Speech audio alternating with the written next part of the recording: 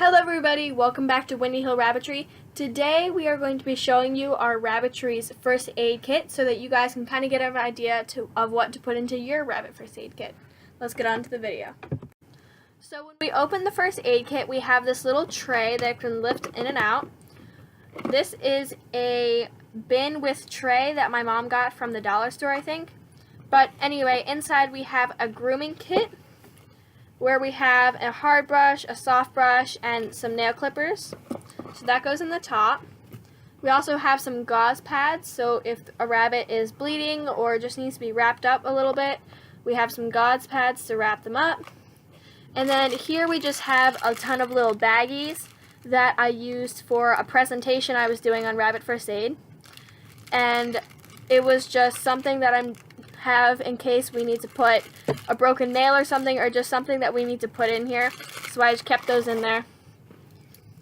And then also I have this little pack of cornstarch for when your rabbit's nail or something is bleeding. It'll clot up the blood and stop the bleeding, like if you cut the quick on a rabbit's nail.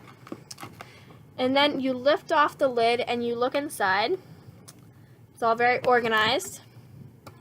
But we have 3 cans of pineapple juice, and this is for when they get colic. You can give them pineapple juice because pineapple juice has kind of a special chemical inside it, not an actual chemical, a bio-friendly chemical that breaks down any solids in the gut, so this helps with colic. And then we also have this random jar. I'm not sure where this came from or why it's in there, but in case we need it, we have it. We also have, some treats. So these are papaya bites. Papaya is also has good biochemical stuff in it, so that'll also help break down some stuff. These are more papaya bites. And then we also have fruit mix. So it has cranberries, bananas, and pineapple in it. Those are just some good treats to give them when they're feeling bad. And then also in the bottom here, that I have to dig out, we have these little containers. You could use these for treats, or like the bags if you have to store something little. Just something to put in there. Put it all back now. So that's our first aid kit. So I'm going to show you some other things that you could put in, and we will see you soon. So I am doing a presentation to some little kids about rabbit health and remedies for rabbit sicknesses. So we're going to flip to the next page. This is just a cover. And here we have a page on a rabbit health check. So when you're doing a health check, you flip your rabbit over and you kind of check all over the body. You check ears and eyes for weepy eye and ear mites. You flip them and check the nose and teeth for any goopy or broken teeth. Next you check the belly and legs, which you could find lumps and scratches or broken and crooked legs. So there's just a list of things there. If you guys want to take a screenshot, you guys can take a screenshot so you have that. So we'll flick to the next page.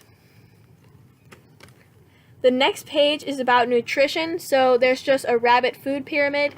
You should have a lot of hay, 80% hay in their diet, 12% greens and plants in their diet, 8% pellets, and then only like 2% treats. And then there's also a really small list of things that you shouldn't give your rabbits, but I can't actually read that. So we're now going to flip to the next page. And the next page is about poop. This may sound very weird, but poop is actually very important. So when you're talking about poop, you're going to look for diarrhea, a change in poop size, or less poop, so if they're pooping smaller poops, or if they're just not pooping at all. You're also going to look at a change in how wet the poops are. Most of the times wet poop is fine, but sometimes if you're worried about it, you can ask your vet or another rabbit person. And there are just some treatments on the side. We're now going to flip to the next page. So colic, it's not actually called colic in rabbits, it's called blockage in the intestines or something. but colic is the general word for it. And colic is when they have a hard blockage of something they ate, like a cord or a lot of hay that they just couldn't digest. If they ate something really bad, like string, something that got wound up in their gut. So you want to look for a hard stomach, a decrease in pooping, laying completely flat, like unnormally. Rabbits will lay on their sides and flat, but if they look like they're uncomfortable, you should check on them, and if they're acting uncomfortable. So treatments, you definitely want to keep feeding them pineapple juice and water. Those are the two main things. So now we're going on to the next page. Now we're going on to nails and toes. So I had a rabbit break its nail, and that was bad. Actually, it was Danger, and Danger now has a little nub for a toe. It's growing back. This is not a deadly thing. I mean, they break their toenails all the time. So you just have to make sure it's not bleeding. Cut off any excess nail. So if there's some nail hanging off, even if there's a quick in it, you need to clip it, then put some cornstarch on it. Then you just kind of watch it and make sure it doesn't get infected. Keep their poop box clean so that their foot doesn't get infected. Alright, let's go on to the next page. The next page is weepy eye and snuffles. So weepy eye is when it looks like they're crying and they kind of have goop on their eye. Now, rabbits do kind of cry. They normally have wet around their eyes, but if you see that it's getting kind of goopy or mucusy, you want to check on it. Now, you also have snuffles, which is the same thing just for the nose. And also, rabbits do get kind of wet on the nose, especially when it's hot. So just make sure that you're checking to see if it's goopy. Now, the treatments for this, you can make a eyebright tea and chamomile tea and mix those together. So eyebright and chamomile tea. And you mix that together as a warm wash, and then get a soft towel or tissue and then wipe the spot that's infected. So the next page is botflies. This is probably the most disgusting, I don't know, it's just so disgusting. Now, what you want to look for, you basically want to look for giant scabs. That's what it is. So botflies, this is really gross. Botflies are little worms that burrow into the rabbit. Now, you can tell if there's a botfly because they have to have an air hole. So the scab is actually their air hole. We've had one where it was just this big scab and we had to squeeze it out gently. We also had this one where it was a tube. It was already dead, but it was a tube and we had to pull it out.